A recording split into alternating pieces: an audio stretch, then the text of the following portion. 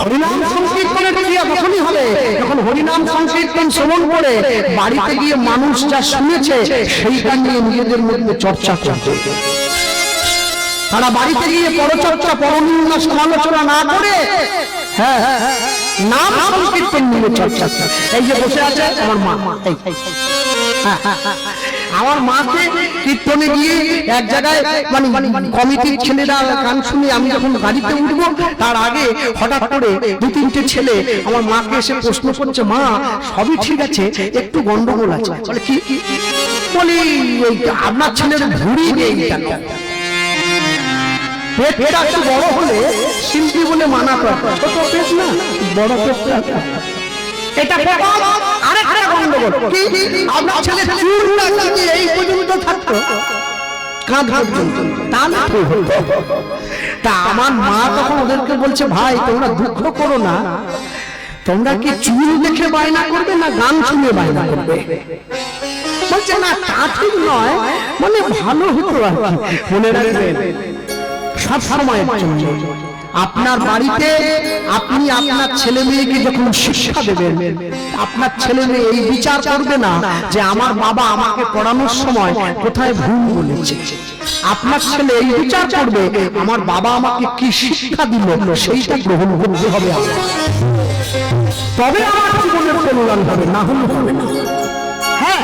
কেন জানেন? আজকে যে কমিটির ছেলেরা হরিনাম সংকীর্তন করাচ্ছে, যে গ্রামে যে পাড়ায় হরিনাম সংকীর্তন হচ্ছে, এত মহতী উৎসবে তারা তাদের মধ্যে মনোভাব জেগেছে।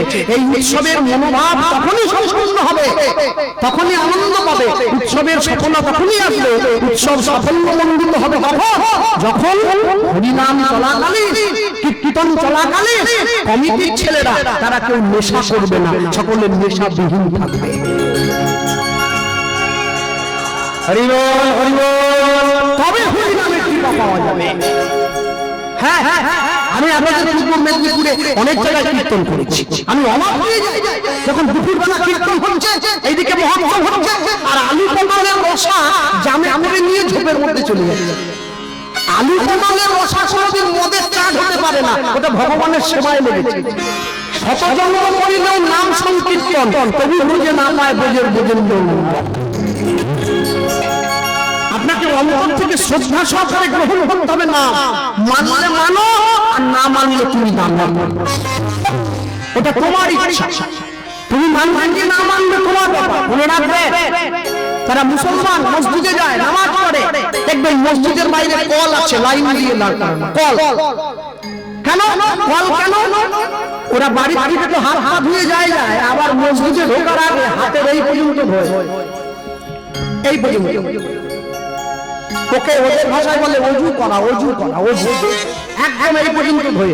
বিজ্ঞান বলছে কেউ যদি কনুইতে জল দেয় তার মাথার রাগ ঠান্ডা হয়ে যায়। রাগ উঠলে কনুইতে জল দিতে হয়, রাগ ঠান্ডা হয়, মস্তিষ্ক স্থির হয়, বুদ্ধি স্থির হয়, ঈশ্বরের প্রতি মনোনিবেশ ঘটে। ওরা এই পর্যন্ত হয়। আর আমার বাড়ির মা যখন মন্দিরে যায়, এখান থেকে চন্দনেশ্বর চলে গেল, মন্দিরে উঠছে পা পর্যন্ত ধুলো নিয়ে, কোন রকম জুতা তুলে উঠে গেল। তারপরে মন্দির থেকে বেরোবার পরে দেখছে আমার ছেঁড়া জুতো কার ভালো আছে, যেইটা পায়ে হবে সেইটা গলি পালিয়ে যাবে। মন্দিরে যায়নি, জুতা চুরি করতে গেছে। তুমি চুরি করছো তাও আমার ভগবানের সামনে। হ্যাঁ, কিছু মানুষ তো আমার বাড়ির ছেলে মেয়েগুলোকে সঙ্গে নিয়ে যায়, যখন সেখানে গেলে বাবু ঠাকুর জিজ্ঞাসা করে ওইটুকু ছেলেকে সঙ্গে আনি কেন? বলে জুতা পাহারা দেওয়ার জন্য এনেছি। ও বাইরে দিয়ে পাহারা দিতে আমরা ভিতরে ঢুকবো। চিন্তা করতে পারছে? মনে রাখবে, একটা 10 বছরের ছেলে একটু সুষ্ঠুভাব করে মসজিদে যায়, পাঞ্জাবি পরে, লুঙ্গি পরে, টুপি পরে মসজিদে চলে যায়, মুসলমানের ছেলে। ওকে ডেকে প্রশ্ন করবেন, হ্যাঁ রে করিম কোথায় যাচ্ছিস? বলে নামাজ পড়তে যাচ্ছি। ও চলে যাওয়ার পরে নিজের বিবেককে প্রশ্ন করবেন, তিনি বলে গেল নাম আজ, নামাজ নাম আজ, কালকে নয় আজ। 10 বছরের ছেলে হয়ে আজ থেকে নামাজ পড়ছে। হিন্দু বাড়িতে একটা 80 বছরের বয়স্ক ঠাকুমা তাকে তুলসীর মালা গলায় দিতে বললে সে বলে আমার এখনো অনেক দেরি আছে। বলে আমাকে নবান্ন থেকে মুখ্যমন্ত্রী লিখে দিয়েছে আমি 100 পর্যন্ত যাব। মনে রাখবে সব সময়ের জন্য। এতদিন পর্যন্ত সরকার জানতো যে যারা পুরুষ জাতি হয়, যারা ছেলে হয়, তারা শিশুদের মুখ থেকে খাবার করে খায়, ওরা বেটা ছেলে, ওরা তো খাবে। যার জন্য সরকার মায়েদেরকে দায়িত্ব দিয়েছে সন্তানদেরকে খাওয়ানোর জন্য। আইসিডিএস আমি ডিম ভাতের কথা বলছি সকালবেলা। হ্যাঁ, সরকার দায়িত্ব দিয়েছে, শোনো মা কোনদিন সন্তানের মুখ থেকে তো খাবার কেড়ে খাবে না, ছেলেরা খেয়ে নিতে পারে। আমার নিজের কাকি তো আইসিডিএস এর মাস্টার, ছাত্র এসছে 20টা, ডিম বসে দিয়েছে 25টা। চুরি করে নিয়ে পালিয়ে আসছে স্কুল থেকে সোয়াবিন, মুসুরির ডাল, ভুট্টে, ডিম, যা পেলো সবজি, কুমড়ো, পুঁই ডাঁটা এক পাশ থেকে। কি গো তুমি মা হয়ে সন্তানের মুখ থেকে খাওয়া কেড়ে খাচ্ছ? বলে এখন খাবো না তো কবে খাবো? মনে রাখবেন, নারী জাতি মাতৃ জাতি, সে যদি তার স্বভাব বিরুদ্ধ পথ চলে তাহলে সমাজের কোনো কল্যাণ হবে না, কল্যাণ হবে না সমাজে। হ্যাঁ, নারী মাতৃ জাতি, তুমি সিংহ মাতৃ হবে দুষ্টকে দমন করার সময়। কিন্তু যখন তুমি প্রেম বিতরণ করবে, তোমার অন্তরে করুণা থাকবে, তোমার সন্তান সুলভ মনোভাব থাকবে, তবে তো সন্তান তোমার পায়ের কাছে গিয়ে নতমস্তক হবে। হৃদয় আছে না সেই তো ভালোবাসে প্রতিটি মানুষের জীবনে প্রেম আসে। হৃদয় আছে সেই তো ভালোবাসে প্রতিটি মানুষের জীবনে প্রেম আসে। চোখের মানব মাটির নিচে ফলগু চিরদিন নীরবে হয়ে যাবে। হৃদয় লেখনা সোনা হয়ে যাবে যদি কাগজে লেখনা কাগজ ছিঁড়ে যাবে। পাথরে লেখনা পাথর হয়ে যাবে। হৃদয় লেখনা সোনার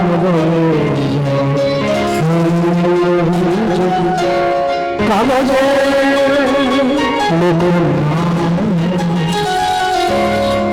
নাম যদি দেখতে হয়, ভালো যদি বাঁচতে হয়, অন্তর থেকে বাঁচবেন। যার জন্য দুঃখটা চোখের জল হবে। ভালোবাসাকে ভালোবাসা বলে না। যে ভালোবাসায় স্বাস্থ্যশীল হয় সে ভালোবাসায় কোনদিন ভালোবাসা বলে না। এই যে ছেলেগুলো বসে আছে, এটা ছোট ছোট আমার বয়সী হবে, বাচ্চাগুলো সামনে বসে আছে। হ্যাঁ, এখনকার দিনে যদি ছেলে মেয়েদেরকে জিজ্ঞাসা করেন আমাদের দেশের হিরো কারা, ওরা উত্তর দেয় সালমান খান, শাহরুখ খান, ঋত্বিক রোশন। নায়িকা কারা, দীপিকা পাডুকোন, ঐশ্বরিয়া রায়। এরা হিরো হলো? এরা হিরোইন হলো? না না, বলে শাহরুখ খান 3টে গুলি খেয়েছিল বুকে, নকল গুলি। আসল নায়িকাকে মাতঙ্গিনী হাজরা 6টা গুলি বুকে খেয়েও যে দেশের পতাকা মাটিতে পড়তে দেয়নি, সেই তো আসল নায়িকা, তাকে হিরোইন বলতে হবে। এরা হিরোইন না। নায়ককে বিনয় বাদল দীনেশ, সুভাষচন্দ্র বসু, বিশ্বকবি রবীন্দ্রনাথ, যারা ভারতবর্ষের নামার নাম গোটা পৃথিবী থেকে উজ্জ্বল করেছে, তারা নায়ক। এরা কি নায়ক নাকি? সিরিয়াল যারা অভিনয় করে তাদেরকে আপনারা বসে বসে দেখেন টিভির পর্দায়, নিষ্কা বলুন, দীপা বলুন, এরা অভিনয় যারা করে এরা নিজেরা কোনোদিন সিরিয়াল দেখে না, এরা অভিনয়টাই করে। কেন জানেন? এরা জানে আমরা যদি নিজেদের অভিনয় নিজে দেখি আমরা ভয় পেয়ে যাবো, কি চরিত্র করেছি আমরা দেখবো না, আমরা দেখতে চাই না। একটা ছেলেকে নিয়ে 4টে মেয়ে খাটাখাটি করছে এবং আমার দিকে এসো, আমার দিকে এসো। এটা অভিনয় হয়, বাস্তব জগতে কোনোদিনের জন্য হতে পারে না। যদি হয় তাহলে সমাজে বিভীষিকা নেমে আসবে। শিবাসঙ্গের দরজা বন্ধ, ছোট ছেলেটা গিয়ে শিবাসঙ্গের দরজার বাইরে দাঁড়িয়ে ডাক দিচ্ছে, মহাপ্রভু মহাপ্রভু দরজা খোলো। আর অনেক দূরে ডাকার পরে যখন মহাপ্রভু দরজা খুলছে না, শিবানন্দ ছুটে বেরিয়ে এসে দরজা খুলে দিয়েছে। তোর চার বাইরে দাঁড়িয়ে আমাদের প্রভুর নাম ধরে ডাকছে। না না, আপনি কে? আগে হ্যাঁ, আমার নাম শিবা। তুই আমার চিনিস? শ্রী মানে সুন্দর, বাস মানে বাসস্থান। যার এই জায়গাটা সুন্দর সেই তো শিবা। ভেতরে ছেলেটার হাত ধরে মহাপ্রভুর সামনে নিয়ে গেছে, বসিয়ে দিয়েছে। মহাপ্রভু বলছে, খোকা তুমি আমার নাম ধরে ডাকছো, তুমি কি আমার চেনো? না প্রভু, আমি তোমায় বেশ ভালোই চিনি, তুমিও চেনো, তবে এখন না চেনার ভান করছি। কেন? আমি কে হই? ছেলেটা বলছে, মনে করাবো কি সত্যযুগে সামান্য একটু অন্যায় করেছিলাম বলে তুমি আমাকে আমার মাতৃগর্ভে রেখে দিয়েছিলে 5000টা বছর। ত্রেতা যুগে আমি আরেকটু অন্যায় করেছি বলে তুমি আমার জ্বলন্ত আগুনের উপর দিয়ে হাঁটিয়েছো। তারপর যুগে তুমি বৃন্দাবন ছেড়ে দ্বারকার রাজা হয়ে গেছিলে 89টা বছরের জন্য। আমি প্রতি বছর দ্বারকায় গিয়ে তোমাকে একটা করে রাধা নাম শুনিয়েছি। 89 বছরে 89 বার আমি কলিযুগে আবার এসে গেছি। সত্য যুগে তুমি আমাকে মাতৃগর্ভে রেখে দিয়েছিলে 5000টা বছর, আমি ছিলাম সত্য যুগের ফেলুহার। ত্রেতা যুগে তুমি নাম হয়েছিলে, আমি অন্যায় করেছি, আমাকে জ্বলন্ত আগুনের উপর দিয়ে হাঁটিয়েছো, আমি ছিলাম রামভক্ত নরসি। তারপর যুগে তুমি বৃন্দাবন ছেড়ে দ্বারকার রাজা হয়ে গেছে 89 বছরের জন্য। আমি দ্বারকায় গিয়ে তোমাকে একটা করে রাধা নাম শোনাতাম, আমি ছিলাম দ্বারকায় তোমার প্রিয় কীর্তনের গায়ক, আমার নাম মধুব্রত।